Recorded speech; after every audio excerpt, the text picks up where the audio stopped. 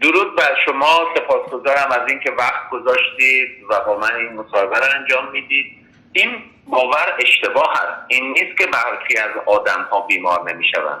همه آدم ها اگر در معرض یا در علاقه با ویروس باشند میتوانند بیمار شوند، لیکن در بعضی شخصان بیماری بی‌نشانه است، در بعضی شخصان نشانه های میانه و میانه وزنین دارد و در 20% شخصان نشانه ها شدید است و از هر 100 نفر آدمی که بیمار بشود اگر واکسن های پیشگیری از کووید را نزده باشد 1 تا 3% فوت می‌دهد. پس این نداریم آدم هایی که اصلا بیمار نشود.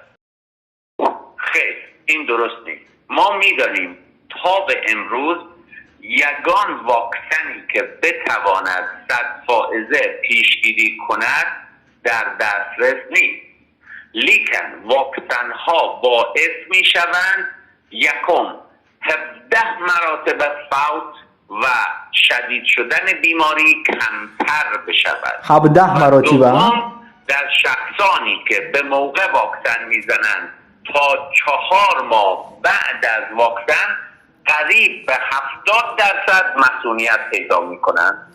پس شهروندان عزیز باید توجه داشته باشند. ما توصیه میکنیم، توصیه خیلی زیادی میکنیم که همه واکسن بزنند. تا حاضر 2 نوبت، ولی از این به بعد 3 نوبت باید واکسن بزنند. به چه سبب؟ به سبب اینکه شدید شدن بیماری و فوت را کم کنیم. لیکن بعد از واکسن قریب 30% اهالی میتواند بیمار بشود. اگر واکسن میزنیم یا اگر دارویی مصرف میکنیم، فایده‌ای که میبریم نسبت به ضرری که میکنیم فایده باید بیشتر باشد. به این سبب شخصانی که واکسن میزنند وقتی که 17 مراتب فوت در بین آنها کمتر میشود، 17 مراتب شدید شدن بیماری کمتر می شود، این خیلی فایده کلان است. دیگر باید چه کار بکنند؟ همزمان که واکسن می زنند باید نقاب بذارند و فاصله اجتماعی نه کمتر از 1.5 متر را رعایت کنند.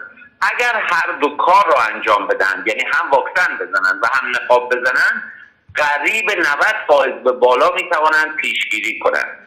حالا اگر واکسن بزنند، آیا واکسن عارضه دارد؟ ما عارضه ها را به 2 گروه تقسیم می‌کنیم. عارضه هایی که شدید هستند و خطرناک، عارضه هایی که شدید و خطرناک نیستند.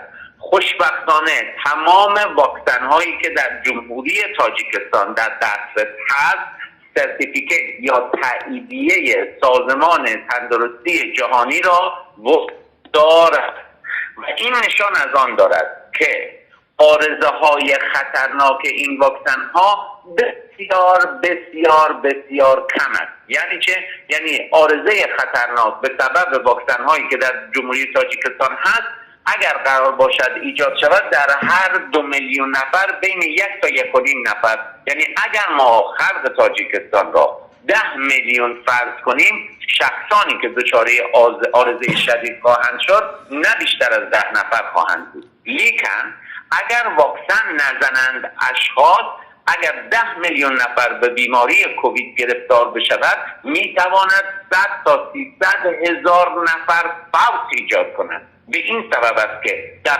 تمام دنیا این واکسن ها مورد قبول وزارت های تندرستی، دانشگاه های پزشکی و دانشمندان برجسته جهانی است و عارضه های شدید آن بسیار کم است. لیکن عارضه هایی داریم که این عارضه ها شدید نیستند، ملایمند و زودگذر. مانند چه؟ مثلا در جایی که تزریق می شود درد ایجاد می شود، سرخی ایجاد می شود، می تواند شخص 2-3 روز 4 روز بیحال باشد یا مقداری تب کند یا بدن درد داشته باشد. اینها هیچ کدام عارضه های نگران کننده ای نیست. به این سبب توصیه اکید میکنم، توصیه بسیار شدید میکنم که شخصان هر چه زودتر بروند به مراکز بهداشتی درمانی و واکسن را بگیرند.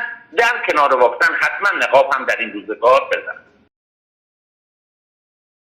ببینید، ما نباید نگاه کنیم که ببینیم این واکسن استحصال کدام کشور است. کشورش مهم نیست، برای اینکه در جهان امروز کشورها با اشتراک یکدیگر این واکسن ها را تولید میکنند. ما باید ببینیم که آیا واکسن ها اول از چه مکانیزم هایی عمل میکنند و ثمره ناپیشی. تمام واکسن هایی که سرتیفیکیت سازمان جهانی بهداشت، سازمان عمومی تندرستی وز را دارند همگی خوب هستند. ما در این زمینه در و بدتر نمیگوییم، همه خوب هستند، لیکن به خاطر مکانیزم اثرش یا راه اثرش تفاوت‌هایی با هم دارند و ثمره ناکی‌هاشان فرق دارد. بعضی واکسن ها، هیچ کدام از واکسن ها ویروس زنده فعال نیستند. به این سبب شهروندان عزیز توجه داشته باشند، واکسن ها بیماری ایجاد نمی کنند، به این خاطر که هیچ کدام واکسن ها ویروس زنده نیستند.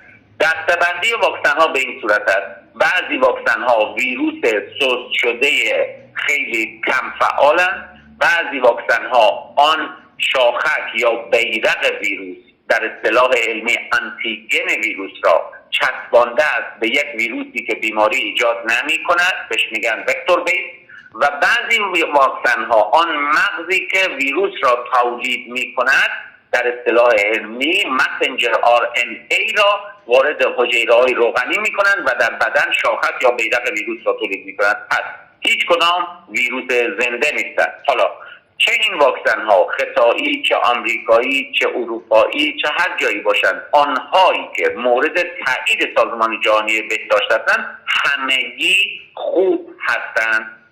بستگی دارد کدام در دسترس هست، اهالی باید بروند و استفاده کنند.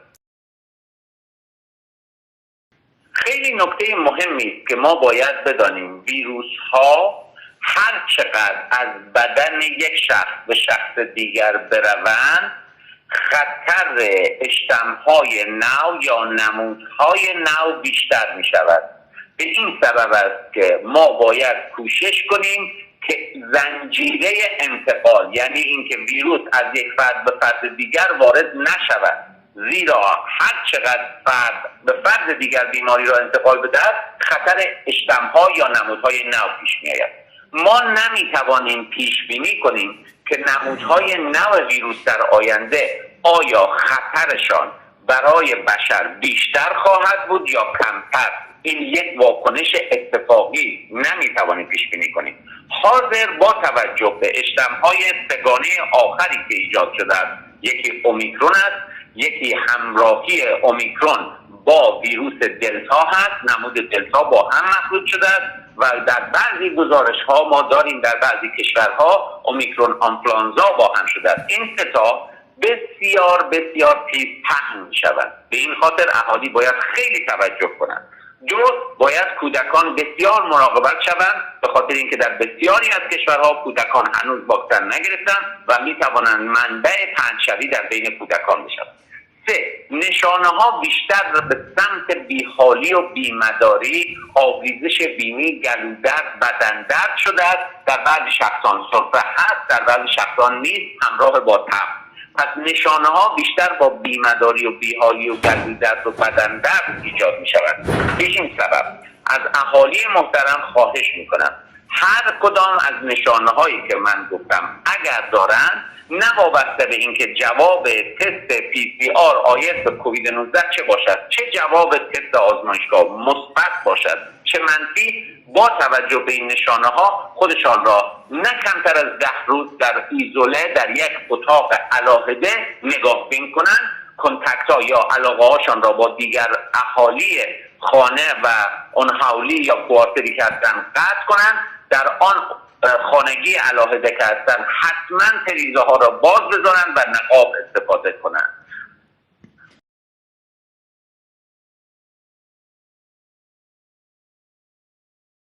نشانه هایی که ما الان داریم در تاجیکستان میبینیم، این آویزش بینی، گلودرد، بدن درد، میتواند کووید 19 باشد، میتواند زکام های وابسته به آنفلانزا باشد. هر دو باید پیشگیری بشود.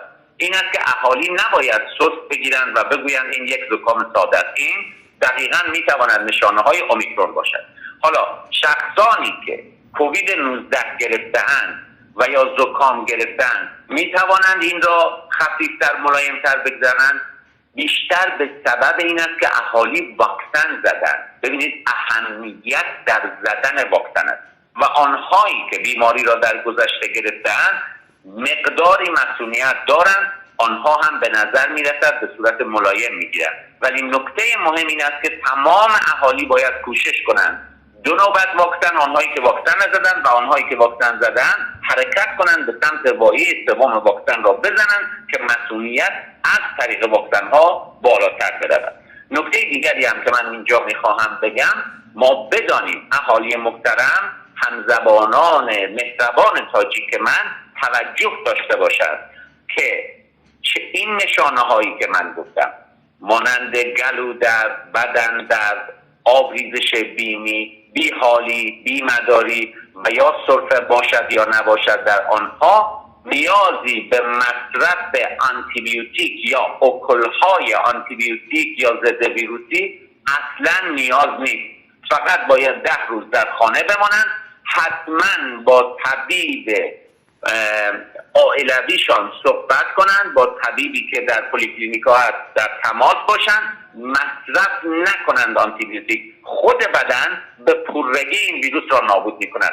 آنچه که مهم است این است که نگذارند این ویروس از بدن آنها به بدن دیگران وارد شود. این پیشگیری بسیار مهم است، زیرا اگر این توجه را نداشته باشند و در یک اتاق علاهده، در یک خانگی علاهده نباشند و این ویروس در بین عائله، در بین اهالی به چرخش خودش ادامه بدهد از یک شخص به شخص دیگر، خطر اشتمهای نو را زیاد می‌کند. به این سبب پس اهالی به هیچ عنوان واهمه نداشته باشند ولی هوشیار باشند. واهمه نداشته باشیم ولی هوشیار باشیم که این ویروس زیرک فریبکار را کنترل کنیم و آن را دفع کنیم. این همان نکته مهمی است که ما می‌خواهیم کسی بیمار نباشد. چرا؟ به خاطر اینکه همانطوری که عرض کردم، درست است که شخصانی که 2 بار واکسن زدن بیماری را شدید خیلی کمتر میگیرند، فوت در بین آنها کمتر است، ولی وقتی که شخصی به کووید گرفتار می شود، بعد از آن 2 تا 3 هفته‌ای که بدن ویروس را دفع می کند، می تواند کووید باعث یا سبب به نشانه های بعد از کووید شود. در اصطلاح پزشکی میگیم کووید بلند مدت، لانگ کووید یا کووید بلند مدت و نشانه های بعد از گذراندن کووید. این نشانه ها بسیار مهم است. چرا؟ چون ما میبینیم شخصانی که کووید گذراندن میتوانند سبب افزایش قند خون شود. کووید میتواند در شخصانی که ششها گرفتار شده‌اند سبب فیبروز شش بشود و این فیبروز شش سالها در شش دچار مشکل کند. خصوصا میدانیم در کووید در کودکان در حال حاضر آرزه‌هایی میتواند ایجاد کند و در کلانسالان در هورمون‌های اشخاص میتواند مشکل ایجاد کند. به این سبب ما هشدار میدهیم به اهالی که زدن نقاب و واکسن ها مهم است، زیرا اگر ما کووید را بگیریم میتواند آرزه های بلند مدت داشته باشد، هرچند که او را ملایم بگذارد. هنوز زود است ما ببینیم پایان بیماری کووید کجا خواهد بود. هنوز برای این گفته زود است، ولی آنچه که مسلم است در جمهوری تاجیکستان به خاطر همکاری های علمی و نگاه علمی دولت تاجیکستان، وزارت تندرستی و مردم و خلق محترم تاجیکستان برنامه ها تا به امروز خوب بوده است، لیکن باید این برنامه های خوب دوام پیدا کند. یعنی چه؟ یعنی اینکه اگر اهالی محترم تاجیکستان در این چند ماه قبل از نوروز هرچه زودتر واکسن های خود را بزنند و کوشش کنند، خصوصا در این روزهایی که ما میبینیم که نشانه های کووید زیاد شده است، با نقاب زدن و جلوگیری کردن از معرکه رفتن ها، تریزه ها رو باز کردن، شاید جمهوری تاجیکستان در پایان سال 2022 به یک موفقیت برسد. ولی در عموم جهان هنوز زود است که ما بتوانیم قضاوت درستی داشته باشیم.